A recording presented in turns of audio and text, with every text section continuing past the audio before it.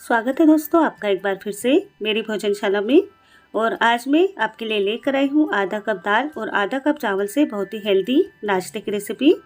तो आइए दोस्तों इसे बनाना शुरू करते हैं। और यदि आपको रेसिपी पसंद आती है तो वीडियो को लाइक और शेयर कीजिए। और यदि आप मेरे चैनल पर नए आए हैं तो चैनल को सब्सक्राइब कीजिए।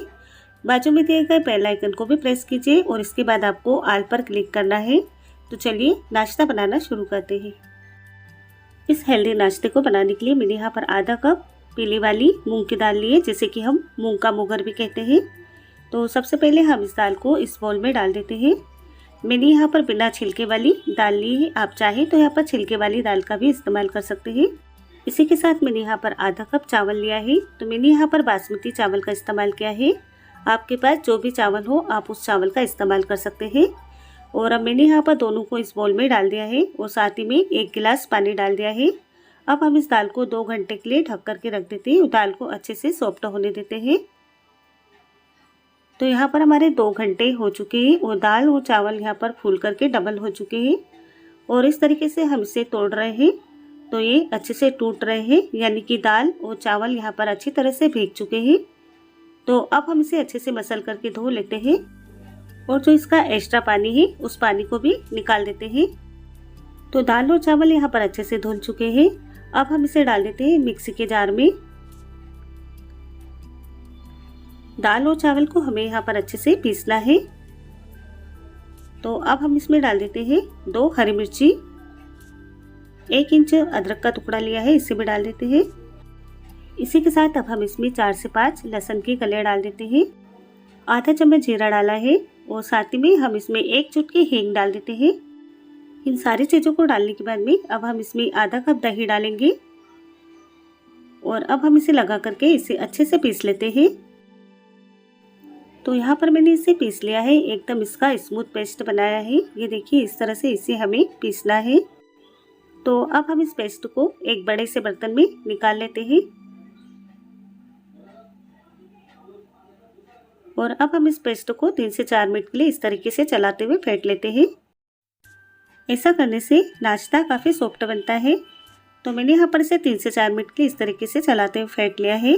तो ये देखिए अब ये पेस्ट यहाँ पर फ्लफी सा दिखाई दे रहा है और इसकी जो क्वांटिटी थी वो भी डबल हो चुकी है। तो अब हम इसमें कुछ मसाले ऐड कर देते हैं। तो मैंने यहाँ पर 1 चम्मच नमक डाला है। नमक आप अपने स्वाद के अनुसार डाल सकते हैं। 1/4 चम्मच डाला है यहाँ पर काली मिर्ची का पाउडर और 2 चुटकी मैंने यहाँ पर हल्दी पाउडर डाला है। और ये नाश्ता बनने के बाद में सॉफ्ट रहे इसके लिए मैं यहाँ पर 1 चम्मच तेल डाल रही हूँ। तो सभी को हम यहाँ पर अच्छे से मिला लेते हैं। तो मैंने यहाँ पर सभी को अच्छे से मिला लिया है। तो अब हम इसे यहाँ पर 2 हिस्सों में डिवाइड कर लेते हैं और इसके एक हिस्से में इनो पाउडर डाल देते हैं। तो इनो पाउडर डालने से पहले हम यहाँ पर कुछ और तैयारियाँ कर लेते हैं। तो मैंने यहाँ पर गैस पर एक बड़े से बर्तन में 2 गिलास पानी को उबलने के लिए रख दिया था और पानी में यहाँ पर अच्छा सा उबाल आ चुका है। और अब हम यहाँ पर ले लेते हैं एक जाली। तो मैंने यहाँ पर जो दूध पर जाली ढकते हैं वही जाली ली है।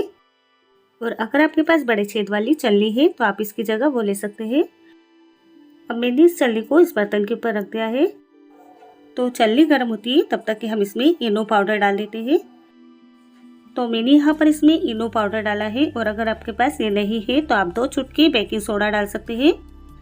तो मैंने यहाँ पर आधा चम्मच इनो पाउडर डाल दिया है और इसके ऊपर मैंने 1 छोटा चम्मच पानी डाला है। तो इसे हम यहाँ पर अच्छे से मिक्स कर लेते हैं। तो अब ये बैटर हमारा बिल्कुल रेडी हो चुका है। तो अब हम इसका नाश्ता बनाना शुरू करते हैं। तो बैटर में से हम 1-1 चम्मच बैटर लेंगे और इस तरीके से थोड़ी थोड़ी दूरी पर रखते जाएंगे। और यदि आपको लगता है कि आपका बैटर गीला हो चुका है तो आप इसमें 2 से 3 चम्मच बेसन डाल सकते हैं, लेकिन दाल को पीसते समय आपको इसमें पानी बिल्कुल नहीं डालना है। और अब हम इसे ढक देते हैं और 6 से 7 मिनट के लिए इसे हम मीडियम आंच पर ही पकने देते हैं। तो यहाँ पर हमारे 6 से 7 मिनट हो चुके हैं। तो अब हम इसे चेक कर लेते हैं। चेक करने के लिए मैंने यहाँ पर चाकू लिया है। चाकू को हम इसमें इस तरीके से लगा करके देखेंगे तो चाकू हमारा बिल्कुल क्लीन आया है। तो ये नाश्ता हमारा पक करके तैयार है। तो इसे हम बाहर निकाल लेते हैं और इसे हम थोड़ा ठंडा होने देते हैं। और अब मैंने यहाँ पर एक दूसरी जाली ली है और इसके ऊपर भी हम इसी तरीके से थोड़ा सा तेल लगा देते हैं। तो यहाँ पर मैंने जो बैटर अलग रखा हुआ था उस बैटर में भी मैंने यहाँ पर आधा चम्मच इनो पाउडर डाल दिया है। और जिस तरीके से हमने यहाँ पर पहले नाश्ता बनाया है उसी तरीके से हम इसे भी बना लेते हैं। और इसे भी हम ढक देते हैं और ढक करके इसे 6 से 7 मिनट के लिए मीडियम आंच पर ही पकने देते हैं। तो इतनी देर में ये नाश्ता हमारा यहाँ पर ठंडा हो चुका है। तो ये देखिए एकदम फुला सा और एकदम सॉफ्ट हमारा ये नाश्ता बना है। तो बस इसी तरीके से मैंने यहाँ पर सारा नाश्ता बना लिया है। अब हम इस नाश्ते में तड़का लगाएंगे। तो गैस पर मैंने कढ़ाई रख दी है, इसमें हम 1 बड़ा चम्मच तेल डाल देते हैं। तेल हमारा जैसे ही गर्म हो जाएगा हम इसमें 1 चम्मच राई के दाने डालेंगे, आधा चम्मच जीरा डाल देते हैं और साथ ही में 1 चम्मच सफ़ेद तिल डालेंगे। और अब हम इसमें डालेंगे हरी मिर्ची। यहाँ पर मैंने 2 हरी मिर्ची को बारीक काट करके लिया है। और इसी के साथ अब हम इसमें 8 से 10 करी पत्ता डाल करके सारी चीज़ों को यहाँ पर अच्छे से मिला देते हैं। तो सारी चीज़ें यहाँ पर अच्छे से मिल गई है। अब हम इसमें डाल देते हैं 1 चुटकी हल्दी पाउडर। इसे भी हम यहाँ पर अच्छे से मिला लेते हैं। और अब हमने जो नाश्ता बना करके रखा है इस नाश्ते को इसमें डाल देंगे। और इसे भी हम यहाँ पर सारे मसालों में अच्छे से मिक्स कर लेते हैं। तो ये नाश्ता फटाफट से बन जाता है और खाने में भी बहुत ही टेस्टी और हेल्दी है। और अब हम इसमें डाल देते हैं 1 चम्मच खसखस। खसखस डालने से ये नाश्ता खाने में और भी ज़्यादा टेस्टी लगता है। और इसी के साथ अब मैंने इसमें डाला है 1 चम्मच चाट मसाला और थोड़ा सा हरा धनिया पत्ती डाल देंगे। और फिर से हम यहाँ पर इसे अच्छे से मिक्स कर लेते हैं। तो अब ये हमारा नाश्ता बन करके तैयार है।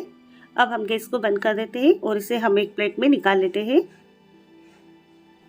आप इस रेसिपी को बना करके बच्चों के लंच बॉक्स में दे सकते हैं या फिर आप इसे सुबह के नाश्ते में खा सकते हैं। तो यदि दोस्तों आपको मेरी आज की रेसिपी पसंद आई है तो वीडियो को लाइक और शेयर कीजिए। पूरे वीडियो में बने रहने के लिए दोस्तों आपका बहुत बहुत धन्यवाद। फिर मिलते हैं एक और नई रेसिपी के साथ।